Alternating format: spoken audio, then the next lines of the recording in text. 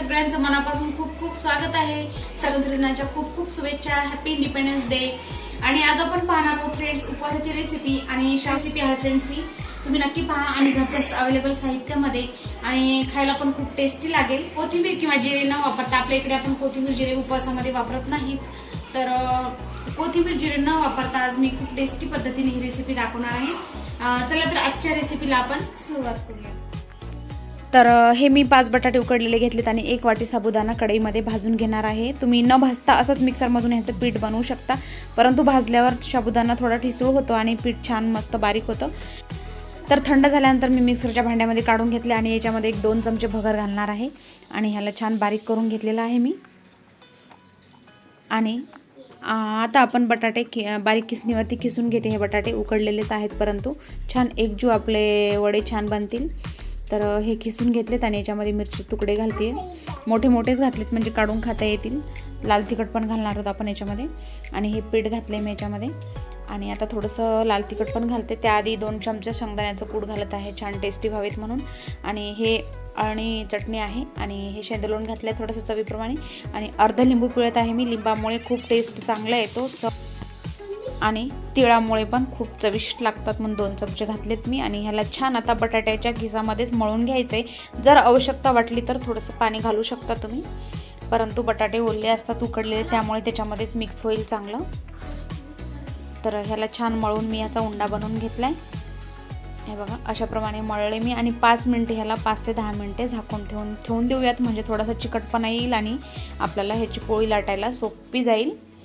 तर छान ह्याला अशा पद्धतीने मी लाटून घेतली आहे बघा। ह्याची पोळी मस्त थोड्याशा चिरा पडतात पण, परंतु तुम्ही एकसारखं ह्याला करत ह्याला असं लाटून घ्या आणि चाकूच्या सहाय्याने ह्याची पिझ्झा कट केल्यासारखे मस्त त्रिकोणी आकाराचे मी याचे वडे काढत आहे। खूप छान दिसतात बघा, अशा पद्धतीने याचे वडे पाडून घ्यायचे। दिसायला पण सुंदर दिसतात आणि तळायला पण मस्त सोपे बघा, किती छान निघालेलं आहे। आणि तेल गरम करायला ठेवलं होतं कढईमध्ये, तेल छान गरम झालंय। मस्त ह्याला फ्राय करून घ्यायचंय, तेलामध्ये तळून घ्यायचंय। खूपच खुसखुशीत आणि खमंग होतात। आपल्या इकडे महाराष्ट्रामध्ये आपण कोथिंबीर आणि जिरे वापरत नाही, तर आम्ही तर वापरत नाही, परंतु जर तुम्ही खात असाल, तुम्हाला चालत असेल, तर तुम्ही उपवासामध्ये ह्या वड्यांमध्ये कोथिंबीर आणि जिरे घालू शकता, तर अजूनच याची चव वाढेल घातलात तर। आणि ह्याला मस्त मिडियम गॅसवरती असं खुसखुशीत असं तळून घ्यायचंय। खूपच सुंदर होतात फ्रेंड्स, नक्कीच तुम्ही ही रेसिपी ट्राय करा, तुम्हाला नक्कीच आवडेल मला खात्री आहे, कारण की खूपच टेस्टी होतात अशा पद्धतीने। जर तुम्ही लिंबू टाकलं तर, लिंबू तर खातोच आपण उपवासाला। तर खूप छान असं तळून घेतलेले आहेत बघा मी। आणि भांडे पण जास्त भरत नाहीत, कढई आणि एका प्लेटमध्येच मी ही रेसिपी बनवलेली आहे। आणि हा छोटासा चमचा घेतलाय, ह्याच्यानेच ह्याला खालीवरी केल्याने याच चमच्याच्या सहाय्याने मी काढून पण घेतलेले आहेत वडे। भांडे बिलकुल पडलेले नाहीत माझ्या ह्या रेसिपीला बनवायला, नाहीतर एरवी भांडे माझे खूप पडतात रेसिपीमध्ये। बघा किती सुंदर दिसत आहेत, तिळामुळे खूप छान अट्रॅक्टिव्ह दिसत आहेत। आणि बाकीचे राहिलेले पण मी अशाच पद्धतीने छानपैकी खुसखुशीत असं तळून घेते। ह्याला खूप खुसखुशीत होतात हे वडे, गच्च आणि कडक बिलकुल होत नाहीत, खूपच चविष्ट होतात फ्रेंड्स। मी सांगल्यावरती तुम्हाला कळणार नाही, तर तुम्हाला ही रेसिपी ट्राय करावी लागणार आहे, करून पाहावी लागणार आहे।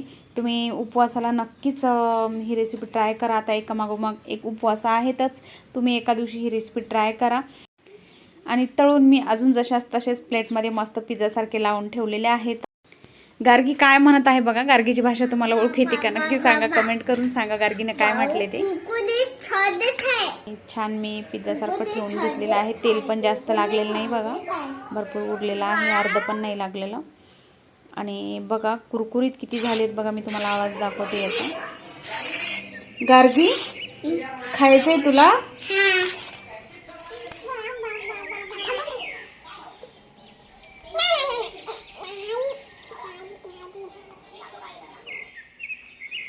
तर आपण एक वडा तोडून पाहूयात बघा।